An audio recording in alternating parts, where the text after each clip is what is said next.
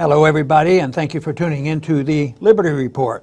With me today is Daniel McAdams. Daniel, good to see you. How are you, Dr. Paul? I'm doing well, but I want to talk about a subject which is not much fun, and I wish we could just forget about them. But I do want to make a few comments and have you comment on that terrible tragedy in Florida. Yeah. I mean, the killing of 17 kids. How can anything be more tragic than that?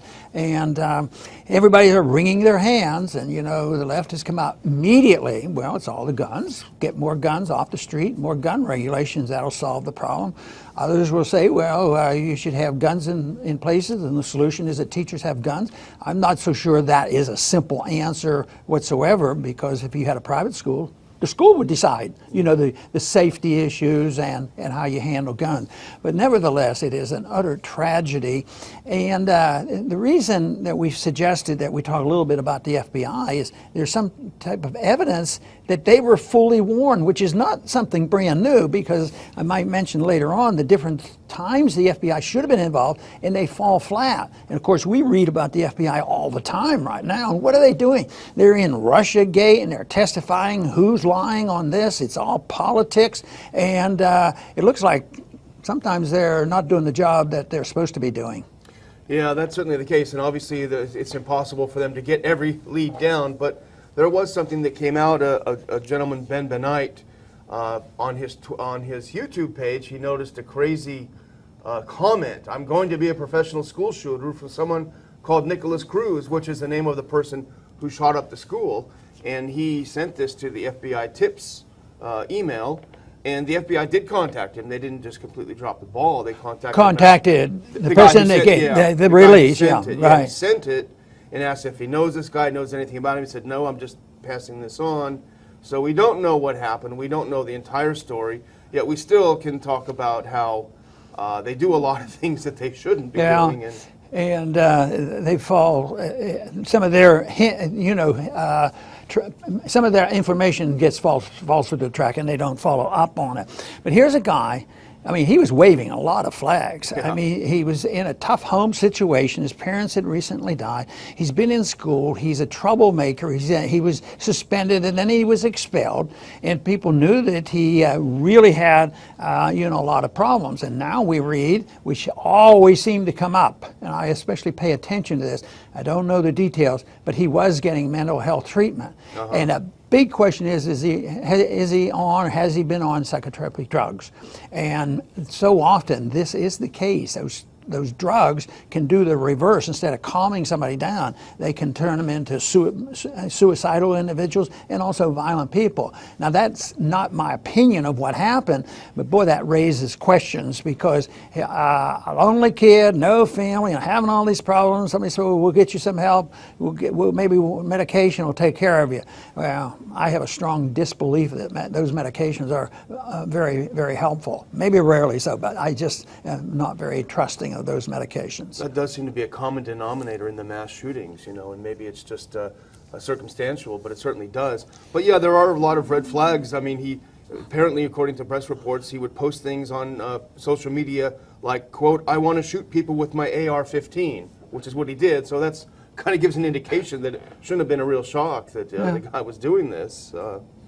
It doesn't seem strange, at least it does to me, thinking of a kid that's walking, a 19-year-old kid, man, that was known on the campus, known to be a troublemaker, walks in with a rifle and not be noticed and get away with all this. I just don't understand how those kind of things happen, but it surely did, and there is the tragedy.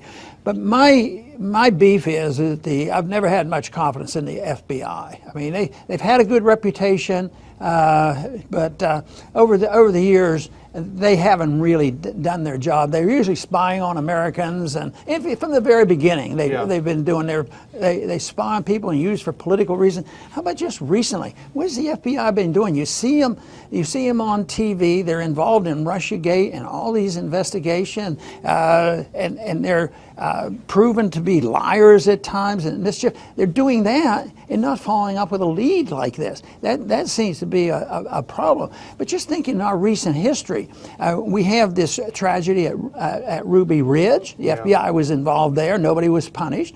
Even in 9/11, oh no, don't get into this conspiracy stuff.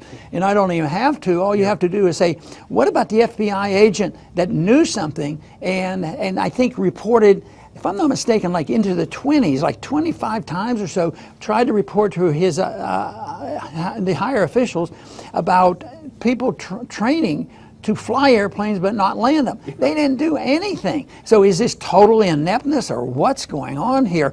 But I would think also if you had the FBI doing the job they're supposed to be doing, maybe they should have been involved in telling us what was going on at the Davidian compound rather than just murdering those kids. You know? So to me, I think they have a lousy reputation, and yet most of the time, especially from the conservative wing of the political spectrum, they say, this is true, what you're saying, Ron, there is a problem, we need to clean it up, but that's just a few people. I think it's a culture, I think it's a job that was never meant to be, it wasn't established in the Constitution, and they're not doing the job, but people are dependent on it. What did this young man do? He sees this guy writing about killing people. Call the FBI. Call the FBI, and they'll take care of us.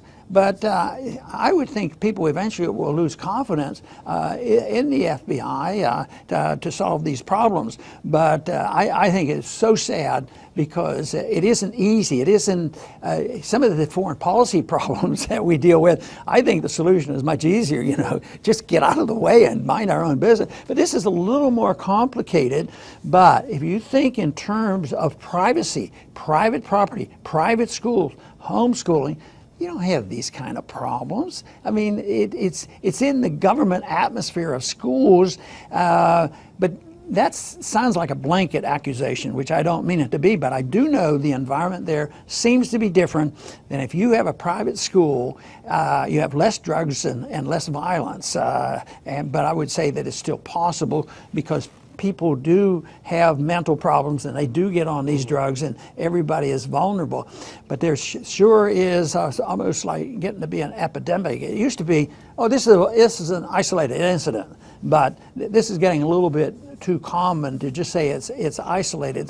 So there's something terribly wrong with our culture if this continues to go on or increase in frequency.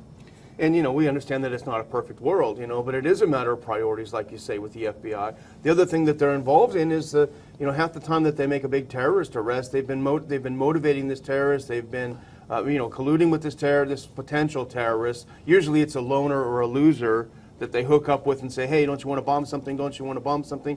So they get involved with this too. So it's an issue of priorities. And I think we would argue that their priorities right now seem a little bit screwy. Yeah, and I think the thing you mentioned there about how they get involved in and deal with people, and that is the principle of entrapment. And our government does it all the time, and they should never be allowed to break the law to try to get somebody else to break the law so that they can, you know, take him in and arrest him. But this is not a simple matter. I think just any decent person would feel, you know, such a tragic, be so tragically disappointed with what's happened with his needless death. But there has to be something good that can come from this and a better understanding of how to handle problems with this, and hopefully someday we can contribute to that. I want to thank everybody for tuning in today to the Liberty Report, and please come back soon.